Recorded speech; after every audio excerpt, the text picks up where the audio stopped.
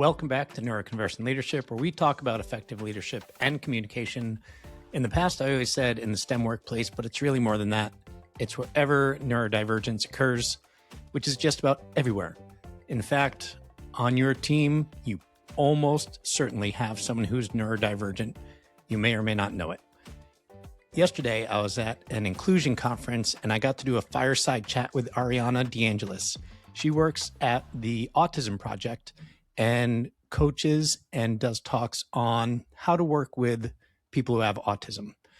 As you know, my scope is a little bit broader, and I talk about more of the corporate workplace and how neurodiversity can help be productive in the work, and you just have to be open to it. So that's what I'm going to have as this week's podcast. It's going to be a recording of the fireside chat that we had. The first 28 or so minutes are the two of us talking, and then there's a little bit less than 10 minutes of questions from the audience. I hope you enjoy it because it was a lot of fun for me. I'm Jeremy. This is Arianna. We're going to talk about inclusion in the workplace, specifically focused around cognitive diversity and neurodiversity. So if we can start, Arianna, if you can tell everybody what it is that you do and how you started doing that. Sure. Good morning, everybody. My name's Arianna DeAngelis. I'm the training manager for the Autism Project. And I started out as a classroom teacher. I started working with students 18 to 22 years old in a transition program, both here and overseas. I worked as a teacher in Italy as well. And in the time, about 10 years that I was in the classroom, I kept feeling like I wasn't doing right by my students. Something was missing. Something about how I was being asked to teach just didn't feel aligned with how I understood autism and how I connected with my students. So I left teaching. I let my license expire, so I couldn't go back. I forced myself out. Burn the bridge. Yes, exactly. And I ended up at the Autism Project and started training teachers. And I thought, I'm going to equip the teachers with the things I wish I had. But then I became a manager of autistic people. And suddenly I had that same old feeling again. I'm not doing right by the people that it's my job to support. So I oriented myself towards the idea of how do we support and create a neuro-inclusive workplace. And that's sort of the kind of, I'm sure you've seen this a lot, Jeremy, like the throwaway, during the month of April or one lunch and learn, we're going to talk about this topic, but how do we create this from the bottom to the top? How do we change our culture? How do we change our values so that every neurotype is supported? So that's why I'm here. Jeremy, I'd love to hear about you and your experience. Great. And just to let everyone know, we're basically going to talk to each other for about 40 minutes. And you're going to watch. And then after that, you can ask many questions as you want. If something's burning, go ahead and ask it. So I'm Jeremy, and when I was growing up, math and science always made sense. Humans never made sense to me. It was as if everybody got a code book and I never got it, and I couldn't figure out what was going on. It felt like they were being difficult on purpose. And I was lucky enough when I was in high school to work at an amusement park, and we did a Myers-Briggs MBTI. And I took that, and when I walked into this, about 40 people in the class, she would shake everyone's hand. She had all of our results. And I said, "Hi, I'm Jeremy." She said, "Oh, good, you're here." Ooh. I'm like, what does that mean? She said, "Your results are so interesting. I'm going to use you as an example a lot." And she did. So I went to college for mechanical engineering, but I loved it so much that I minored in psychology. And what I mostly do now, for about 18 years, I've been coaching people as they transition from individual contributor to manager. It's a very difficult transition, but a lot of the people have been engineers, and the transition is just a little more difficult, and so much of it has to do with communication. So I started a podcast about 2.5 years ago about communication in the STEM workplace. The STEM workplace happens to have a lot of people who are neurodivergent in some way. Thank you. Thank you. Sorry, go ahead. No. We were talking a little bit earlier about your experience with STEM and my experience, again, in the role that I have. Having been connected with a lot of STEM organizations, again, to your point, exactly the same reason. We have a really diverse, neurodiverse population. But what I had mentioned to you earlier was oftentimes I find it's reactive. It's somebody hasn't been supported, somebody's struggling in the workplace, and suddenly we need to get a training in here so that we can repair. Do you find that a lot in your work, or are you getting more proactive approaches and people reaching out? It's starting to get more proactive. Yeah. And a lot of the reason why I think it's getting proactive is because there's so much evidence that having neurodiversity in the workplace is beneficial.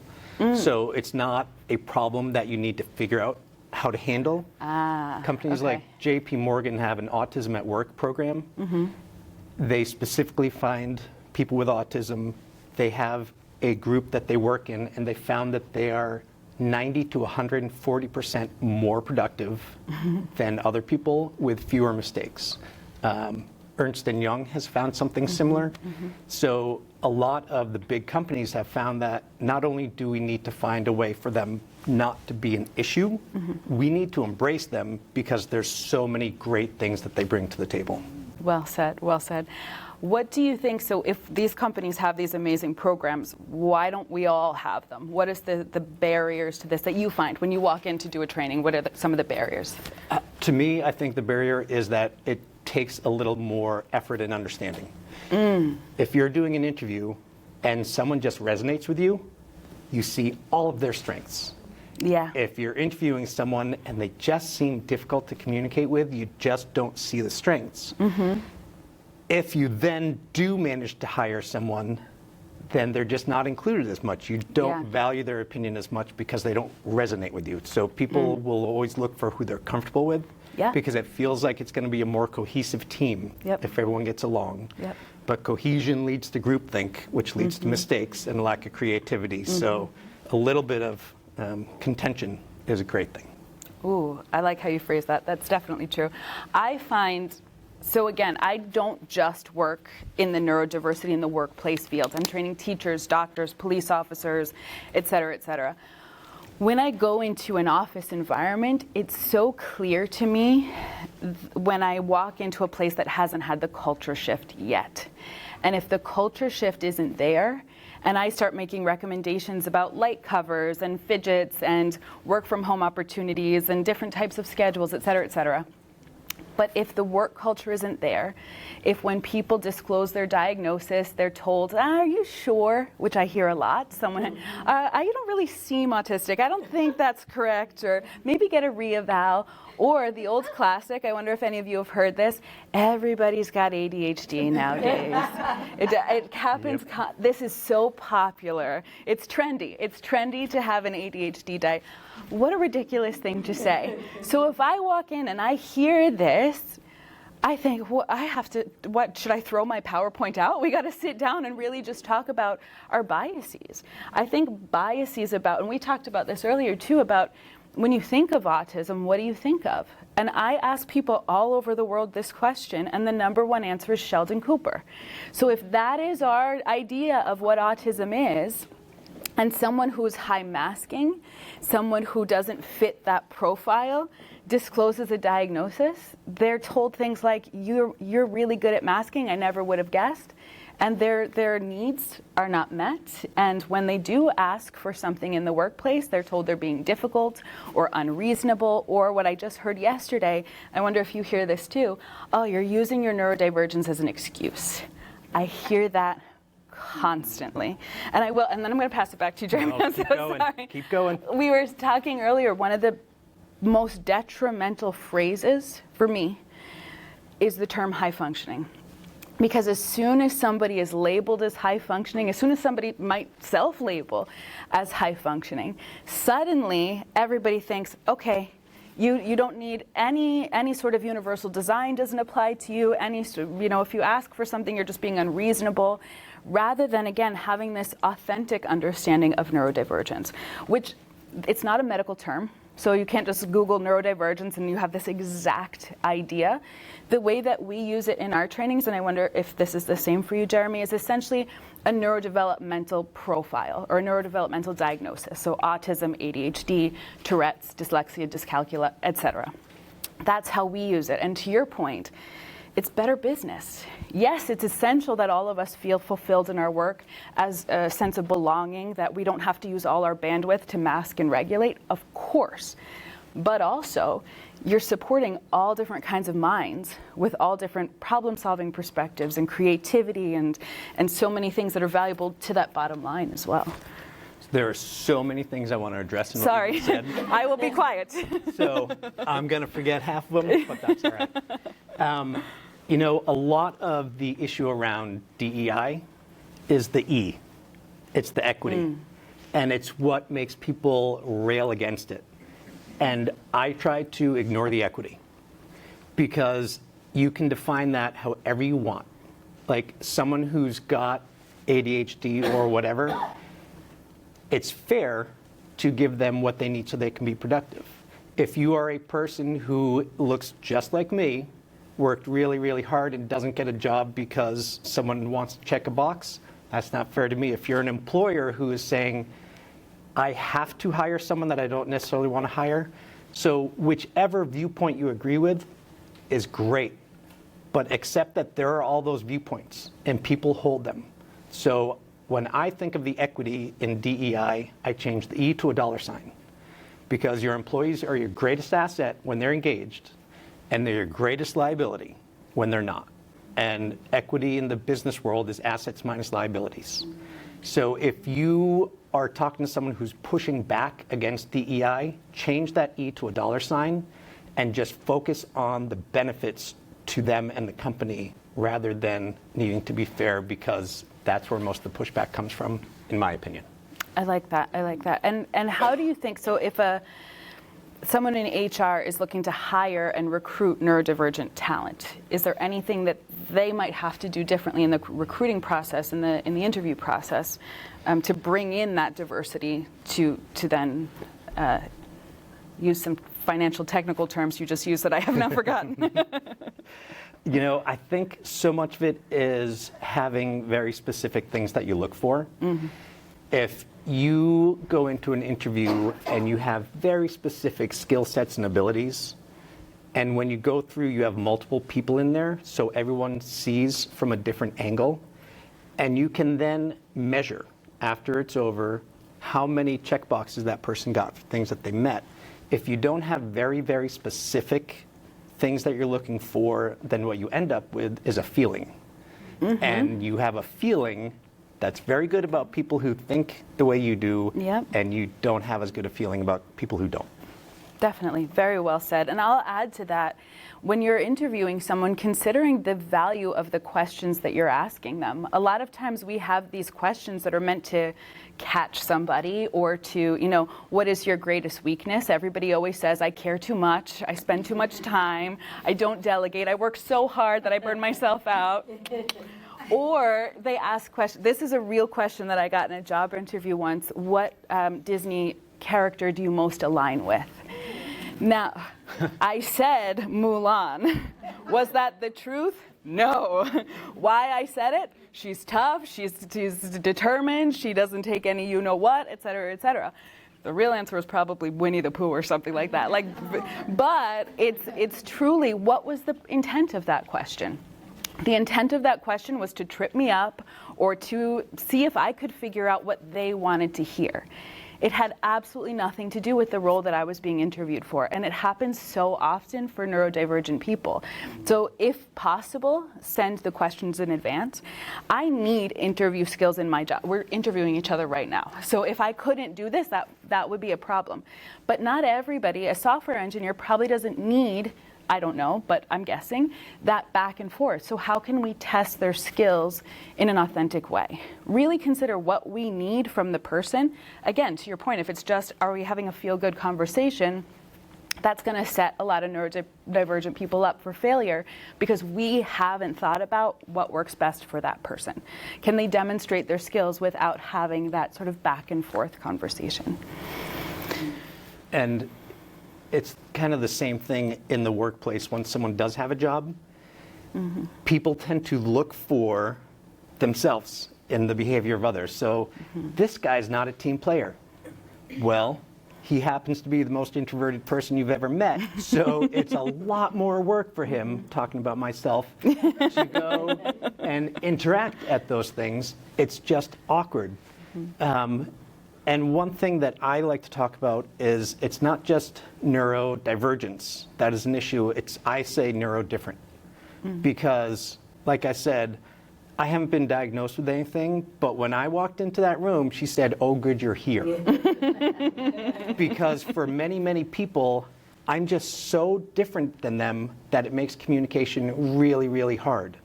I'll give you a great example is introverts and extroverts in meetings. How many meetings do we all go to? 4,000. And how often do they get hijacked by one or two people? So what's happening is that extroverts like to interact while they think. They think out loud and they want the feedback. Introverts think in here and they want to make sure they have a fully formed answer before they're comfortable saying anything. So you go to a meeting and they'll say, "Everybody give me your thoughts on this." And the introverts are all thinking about it, and by the time they have an answer they're happy with, the conversation's moved on and they don't get to say anything. The extroverts jumped in and they're talking to each other and making the meeting go longer, but you're never hearing from the other people. So just one structural thing, not an accommodation, structural thing. When you're having a meeting, if you're going to ask for feedback on a topic, let them know ahead of time. Because the introverts have time to process and they'll be happy to jump in with an answer right away in the meeting. The extroverts went and found someone else to talk to. They did all their thinking with someone else and they have an answer, so their answer doesn't take so long in the meeting. The meetings get shorter and more productive with input from everyone. And it's just a simple thing that makes the world better, the workplace better for everyone, and yes, for people, with certain diagnoses. That's a big deal, but it's not just a big deal for them, it's a big deal for all of us.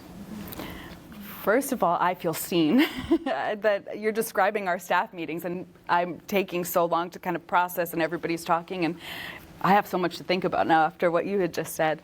And I think the point that you raise is so important, because a lot of times when we have these initiatives, these neuro-inclusive initiatives, et cetera, a lot of this sort of top people start to panic and think, oh, now we have to look at each individual employee we have and build a whole system around each one.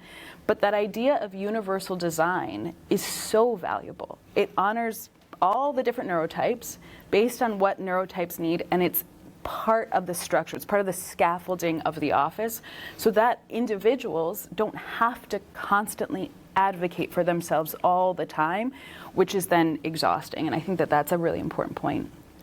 Another thing that comes, and again, forgive me for mentioning things we talked about, but I do training all over the world, and I meet with so many different types of professionals and individuals that are receiving services. And I've trained ER doctors, sexual assault forensic examiner nurses, like people in these really difficult professions. And what I was mentioning to Jeremy earlier is the place where I see the most tears is in the neuro-inclusion in the workplace trainings, is in the corporate trainings. And most of the time it's people in the audience saying, "You're describing my experience. I finally feel seen." A lot of times I think I'm hurting people's feelings, and I'll kind of approach them later. Because again, this is the place, as a teacher of young adults, my job, my expectation was, you're going to give your students everything they need and then launch them into the real world without needing any accommodation. The real world doesn't provide. So get them every skill, every support that they need, and then send them out. And when they hit the real world, then they have to sink or swim. And we're realizing how deeply detrimental that is to so many people, to just say, suck it up, get through it, you're high functioning, you don't need this help, this is the real, welcome to the real world. I see that a lot. And then you see the numbers vary, the statistics vary, but MarketWatch in 2019 was talking about a research study that said over 80% of autistic adults who had college educations were unemployed. Now, as I said, that number jumps all over depending on who's doing the research, but the numbers are extraordinarily high compared to just the typical population. So it's not autistic people doing something wrong or people with ADHD or neurodivergent people.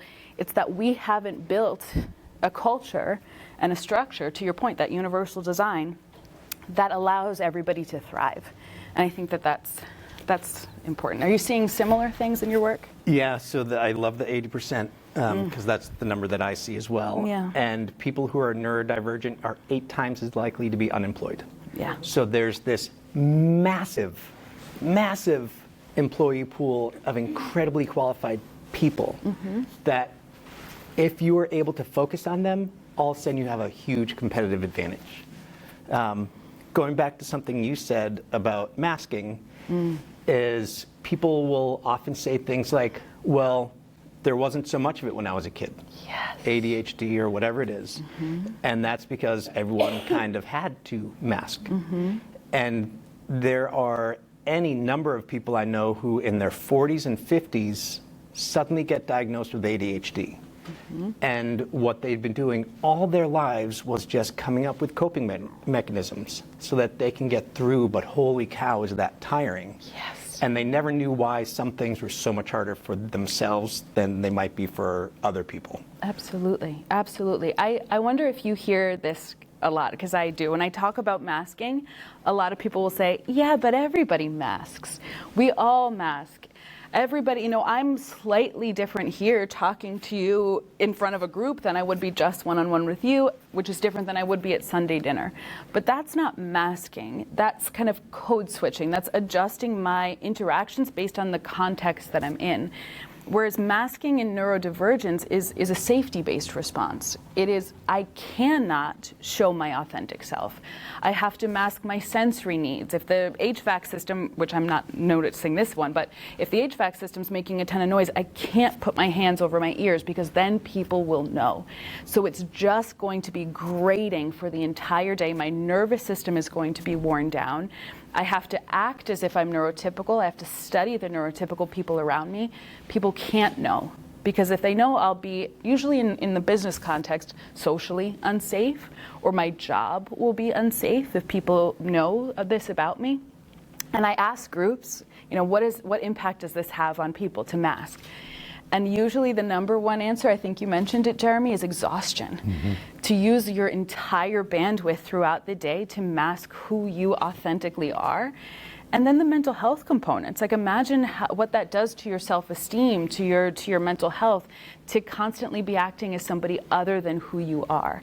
And so to be validated in a workplace where you do a great job masking, again, imagine how horrible that must feel. A colleague of mine, who I have permission to share this, she's given me full permission. She actually said, my story is your story. And I was like, don't give me that much permission.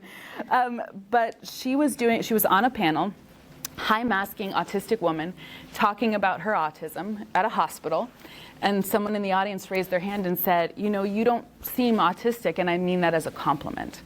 And the person who said that was autistic himself. So the internalized ableism, the externalized, all of that, she called me from the car and she was crying and she said, what do I do with that? And I said, you got to give me a couple of minutes. I got to think about this one. I don't know. It was just this constant barrage of invalidation. So I think to just say, everybody masks, we're all putting on a certain persona, is different than feeling like if your true self was revealed, there would be challenging consequences around that. And I think you touched on that actually with the exhaustion piece. And so now I can only hear the fan. Sorry. Thank you. I trigger everyone. Yep, thanks for that. I'm sorry. And there are studies about when you look at people who have burnout, the number of people who are neurodivergent far outpace the people who are not because of that extra burden of masking. And girls are better at masking than boys are. And the diagnosis of ADHD is something like 8% of school-age girls and 15% of school-age boys. Because the boys' symptoms are annoying to the teacher. They're loud and they move around and the teacher gets frustrated, so they send the kid to someone.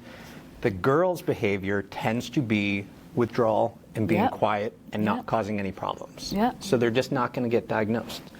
So females have been historically better at masking, and that continues. So, but the high masking is just a lot of work, and this is just a silly example.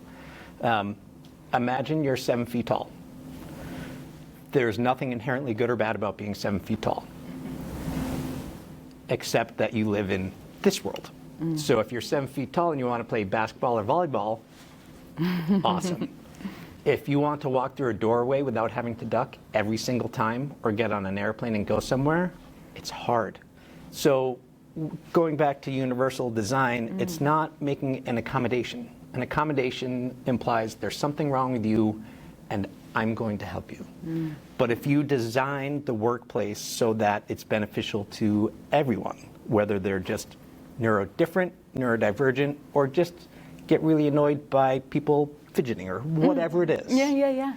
If you can design it so that it works for everyone, then it's going to be better. Another thing that I'll say, sorry to go on too long. No, please. Is people take in information in different ways. If you are a visual person, you're going to tend to give information visually. If you don't have dyslexia, you're very likely to give written information to people. So one thing that I recommend, and you can talk about some of the tools, is as much as you can give information in multiple ways, both giving the information and allowing them to provide you information. If you can allow that to be done, written, visually, recorded, whatever it is, that makes the world better for everyone, because it does not take a neurodivergent diagnosis to prefer one thing over the other. Perfectly put. And I really resonate with what you just said, and I think I told you when I was a teacher and suddenly realized I wasn't doing right by my students and shifted. And then the same thing happened as a manager. And before I started managing autistic people, an email from me would start with, 7 years ago, and then I'd write 10 paragraphs just to tell you the sky was blue and what is she talking about here. And I realized that didn't work for a lot of the people that I was managing. And so I just dove into the research and started taking classes, and I really reformulated not who I was as a manager. And I think that's important because so many managers have a sense of identity, at least professional identity, from the way that we engage with and interact with the people that work for us or with us, but in how I deliver the information. And so now everything is very clear. It's the important stuff is highlighted. There are bullet points. I've shown all of my team where to go on the screen to have it read to them rather than reading it. We use visuals, pictures. When I go to a training, typically if one of my neurodivergent colleagues is coming with me, I'll film the drive-in. This is what the door looks like. This is where you walk in, so to give lots of extra context. And it's become just second nature to me. So once, when I was teaching, I started as a general education teacher, then I learned to teach different types of neurologies, and I did the same thing as a manager. And I think if we start, to your point from earlier, we keep looking over our shoulder and saying, well, when I started out, it wasn't like this. That's one of the worst things we can do, because then we're saying we're not going to evolve. We're going to stay stuck. We're going to do things the way that we did them 3-4 decades ago. And the people that didn't benefit from that system will continue to be excluded. Rather than, we're evolving human beings. Let's evolve in the workplace just as we have. And I'll add this last thing, I promise I'll pass it back over to you, is the workplace itself has changed over the last couple of decades. Even to your point of, and sorry I keep bringing it up, the HVAC system. We're bombarded by technology now, and people can reach us 24 hours a day. And the boundaries between work and home are blurred. And the sensory environment, we have LED lights now that are extremely bright. We have so many different things that weren't present in the 80s and 90s when a lot of the people are referencing. So we're evolving, and so too should the workplaces. Back over to you, Jeremy. I'm going to go back to something you said earlier, and this is good advice for everyone. If you go and ask someone for help, ask them for the most specific thing that you need. If you go to your manager and you say, it's too loud in here, you are a problem, and they're trying to do something to help you. If you say, if I can get some noise-canceling headphones, I will be 20% more productive, they're going to love that answer. Every manager will love it if you go to them with a solution like, here's what I propose. Just make it easy on them. Make it easy on them to give you what it is that you need, rather than making them have to work for it. And you're empowering yourself when you do it. But so often people will go in and they'll just state their problem. They might not even ask for help. they assume that when they state a problem, someone's going to want to help. So when I'm a manager, if someone comes to me with a problem, my answer is, what would you do if I wasn't here? And they do not like that question. But I will make them answer it. They will then come up with an answer, and you can train people to get in the habit of coming up with solutions for themselves. And then when they come to you, all they're asking for is permission to do a thing or a tool that you can give them. Well said. Yes. And I'm going to maybe be controversial and or contradict you. No. But one thing that I don't care for is someone needs to accomplish a task and they just throw up their hands and say, well, I'm neurodivergent, so like, that's not an answer. So it's the responsibility of everyone. We just got the thumbs up to start it. Wrap it up. Allowing questions. May I quickly respond and then so agreed. I think one of the things that's, and I'm going to speak just about autism for a moment because that's my area, is some autistic people don't know what they need. I hear this a lot, and I'm not saying that because they're not brilliant people, but just difficulty knowing what to ask for, what the struggle is. And if anybody is in a situation like that, come find me after, because I can send you some resources, some self-evaluation tools. I've used them myself, and I'm not autistic, and they've been very, very helpful for me. And it gives you a framework. This is what I should ask for. This is how I work. Done. Thank you. Are there questions? Yeah. So I'm curious, because you left us hanging with the, oh, good, you're here. Oh. So I'm curious to know, what was it about the, oh, good, you're here, that you left with from that day that was positive in nature, whether it be validation or affirmation, or what was your takeaway from that? So if for anyone who's familiar with the MBTI, I am an INTP, and it's like negative to positive 100. I am like negative 99, negative 99, positive 98, and then smack dab in the middle. And what I came away with is that people aren't just being difficult. They actually see the world that differently than I do. And it's astounding. Like, you can logically know it, but then when you would do these, she would have us do experiments, and then you see what the other side does. Can I tell a quick story? Please. So on the introversion side, she took the 5 most introverted, we left out that door. The 5 most extroverted went out that door. She explained to the room what was going to happen. She opened our door, we're standing there. She said, why don't you come in? We came in, there were 5 chairs. There were 5 of us. We still stood there and looked at her. She said, why don't you sit down? People are laughing out loud. We're like, I don't know why this is funny. I sat down on the end because I didn't want to have both sides taken, and I shifted my chair out a little bit. People are like rolling laughing right now. She looked kind of over her head and said, explain your ideal vacation and who would be there. And we looked at each other, and I was on the far left, so obviously I went first. And I said, and then there was going to be one other person there. And people are laughing, and they can't, we're like, what is so funny? She said, I told them exactly what you would do. I'm like, that's what everyone would do. She said, watch this. She's like, I'm going to open that door. I'll have to ask them to come in twice because they're talking so much. When they come in, they're going to sit in those chairs without me telling them to.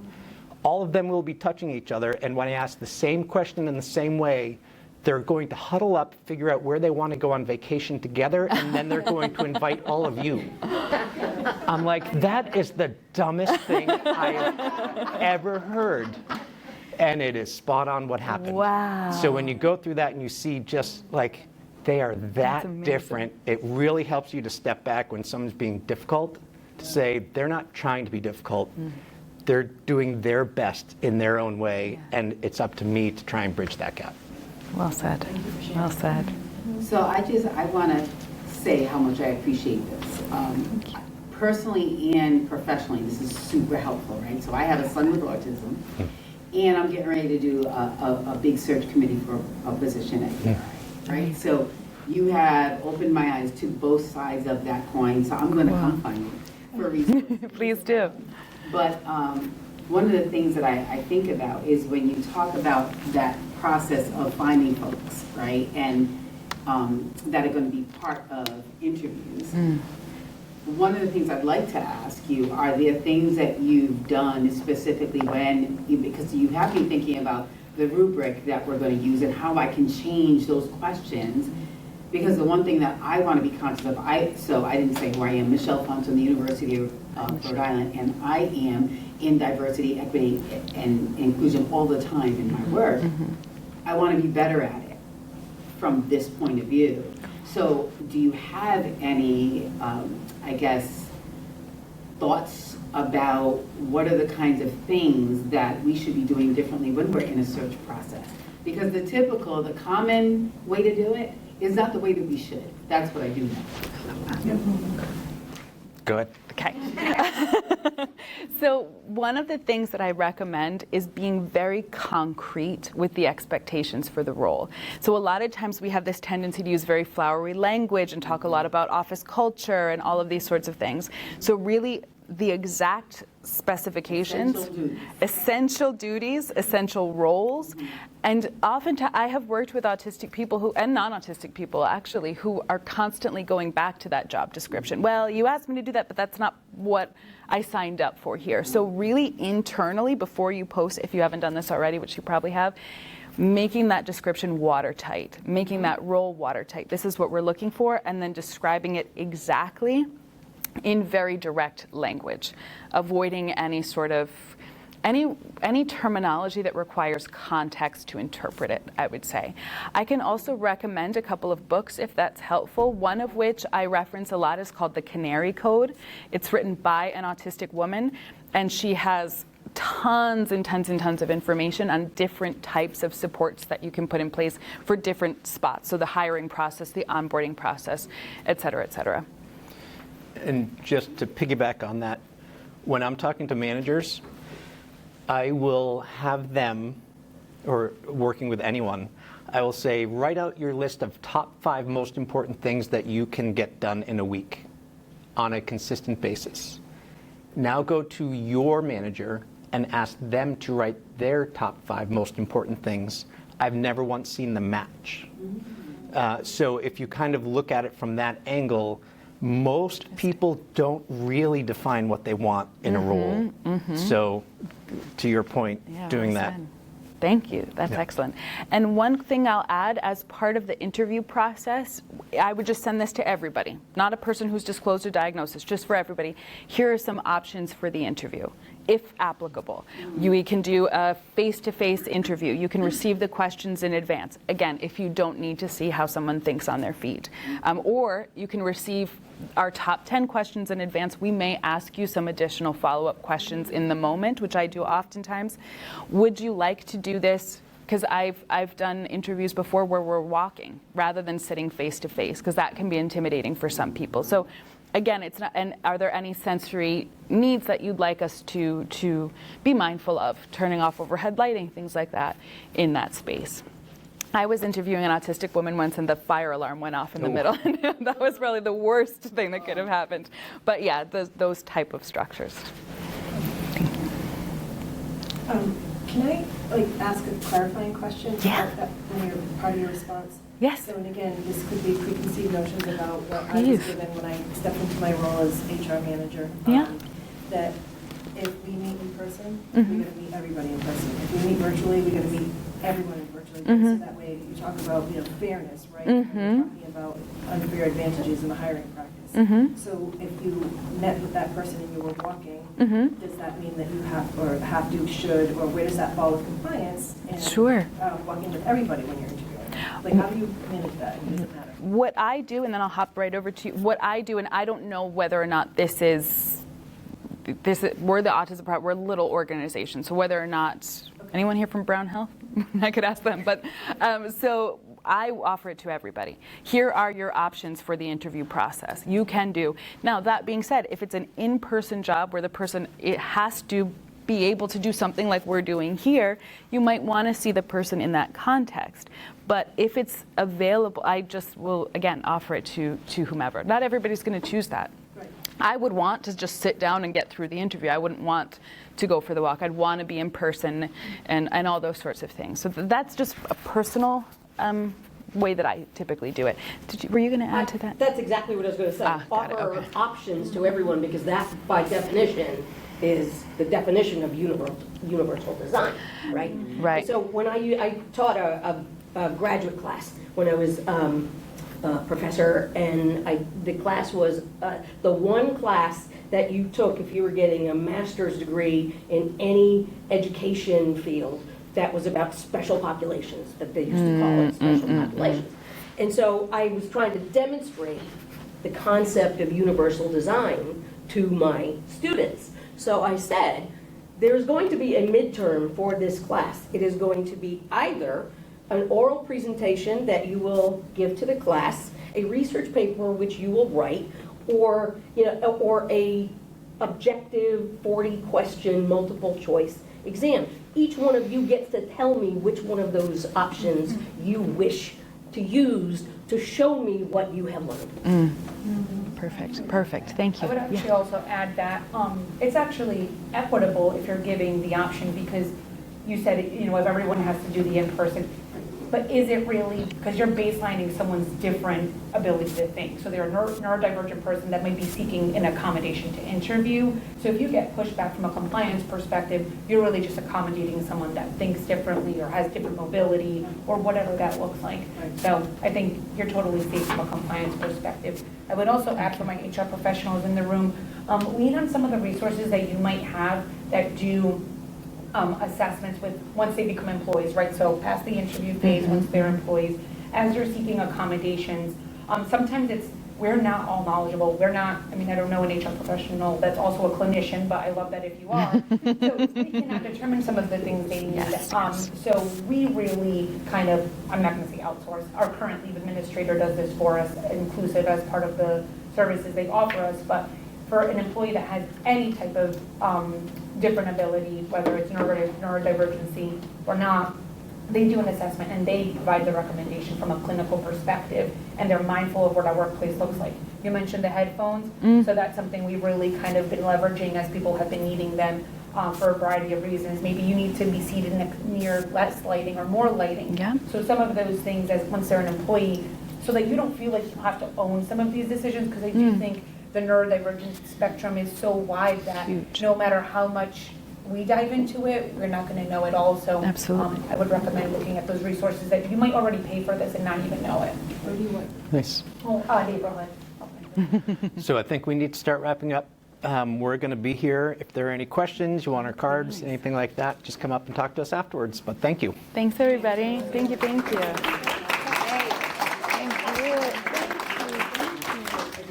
Thanks for listening. If today's conversation resonated with you, share this episode with one person on your team who might benefit from it. And if you're leading a technical team and want to explore how these communication principles could work in your organization, visit www.neuroconvergentleadership.com to learn more, and there you can reach out to schedule an appointment. I'd be happy to talk through what might be going on in your world. See you next week.